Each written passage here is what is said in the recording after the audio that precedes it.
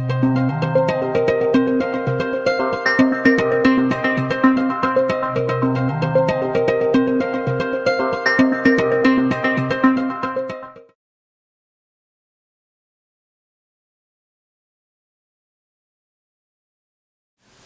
are going to look at economy as a science. Under this topic, we are going to look at the definition of economies. We are also going to look at some basic concepts in economy. The topic is economy as a science. Firstly, we are looking at the definition of economies. The most accepted definition of economies is given by Lord Robbins, who also is a professor of economics. He defined economy as a science subject which studies human behavior as a relationship between ends and scarce means which have alternative uses. The salient point in this definition are the phrases or words underlined here: science, human behavior, ends, scarce means, alternative uses.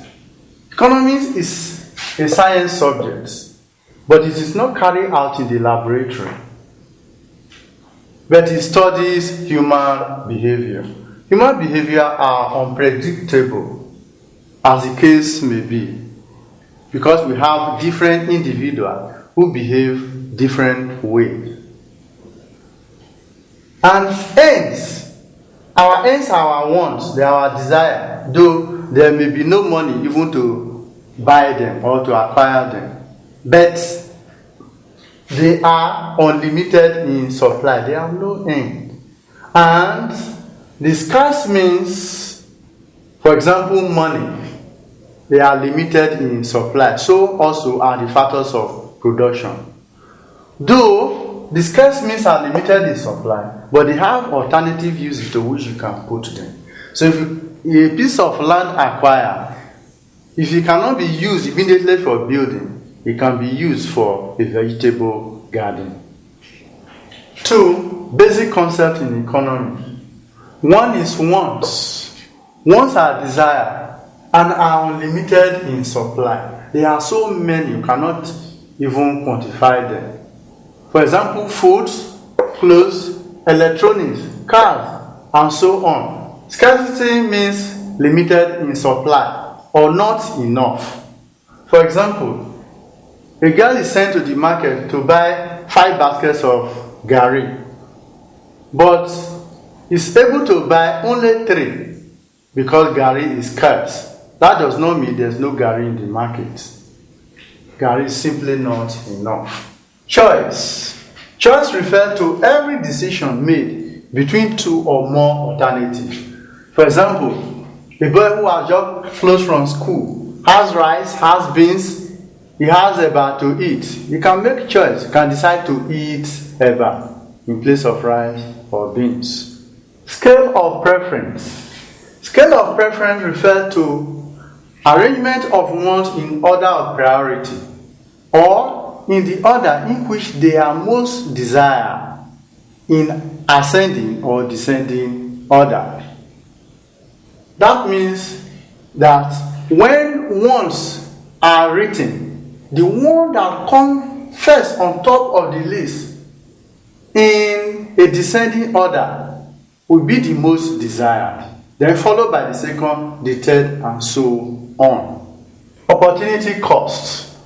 Opportunity cost is defined as real cost in the sense of a foregone alternative. A foregone alternative means something that had to be sacrificed in order to get another thing. For example, a student has 350 naira. You want to buy a wristwatch, you want to buy a pair of sandals and a shirt. If you decide to buy the wristwatch, the opportunity cost of buying the wristwatch is the pair of sandals and the shirt you will not buy. Of course, opportunity cost is not limited to money purchases alone. It can also be used for events. For example, A boy has economic exam to write by 2 p.m. And at that 2 p.m., Nigeria is equally playing Brazil in the Olympic finals. If the student decides to watch the football match, the opportunity cost of watching the match between Nigeria and Brazil is the economic exam he will not write. Lastly, in this segment, we are going to look at economy as a science finally. Scientific experiments carried out under defined conditions must produce true results. However, since economics deals with human behavior and human beings are unpredictable, economists hold other conditions being equal. That is, ceteris paribus, all things being equal, to hold economic laws true. For example, the law of demand says that the higher the price, the lower the quantity demanded. But this is not always so. And it is held that all things is equal. The law cannot hold. Examples. Question 1. Economics is the study of human behavior as it relates to A. Efficient allocation of resources. B. Production of goods. C. Operation of companies. D. Income generation. Now for each option. A. Efficient allocation of resources. This is actually the subject matter of economics, which means using scarce resources to satisfy numerous wants. So option A is correct. Now option B, production of goods. That is specifically production as a topic. Option C, so B is not correct. Option C, operation of companies. This is business organization. So C is not correct. Option D, income generation. This is public finance. So D is not correct. The correct answer, therefore, is option A. Question 2. Ceteris paribus in economics implies that A. Human beings are unpredictable. B. All factors are fully utilized. C. Resources are scarce. D. Human problems can be resolved. Now let us look at A. A. Human beings are unpredictable. This is part of definition of economics, which is the study of human behavior. So option A is not correct. B. All factors are fully utilized.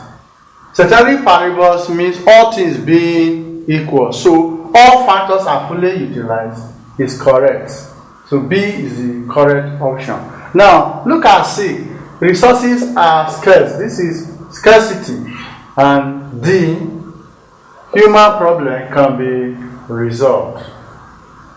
So C and D are not correct.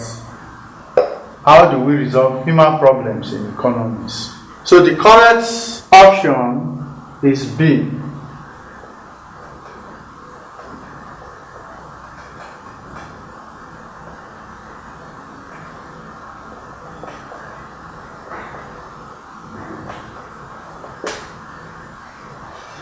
Question number 3.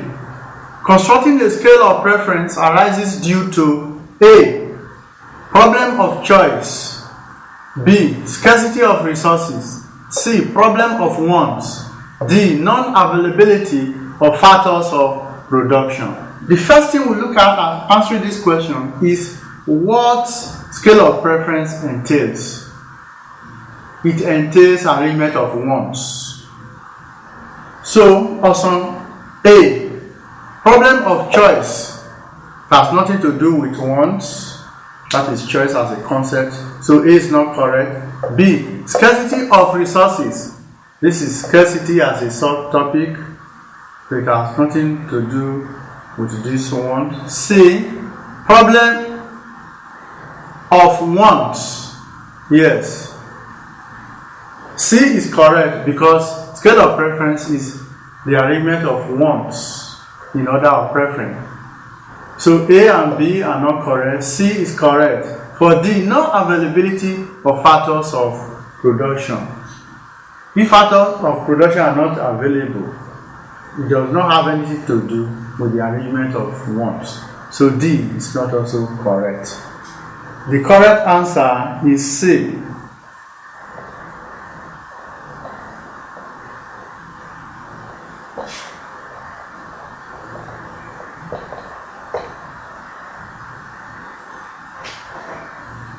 Four.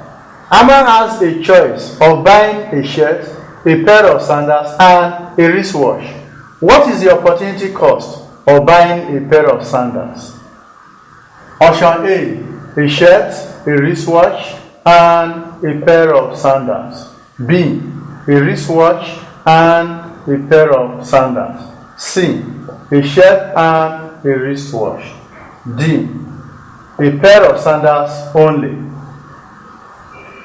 Answering this question, what we have to bear in mind is the definition of opportunity cost. It's a foregone alternative, so a sacrifice is made. Now, option A shirt, a wristwatch, and a pair of sandals. The three items are there, no sacrifice is made. B, a wristwatch and a pair of sandals. What he purchased a pair of sandals. So, it should not be here because the wristwatch is supposed to be the sacrifice. Then C, a shirt and a wristwatch, which he will not buy. Which means C is correct because the sacrifice, having bought the sandal, is a shirt and a pair of and a wristwatch, please. And D, a pair of sandals only. This is the item purchased, so it should not be here. It is not the sacrifice. So, the correct answer is C.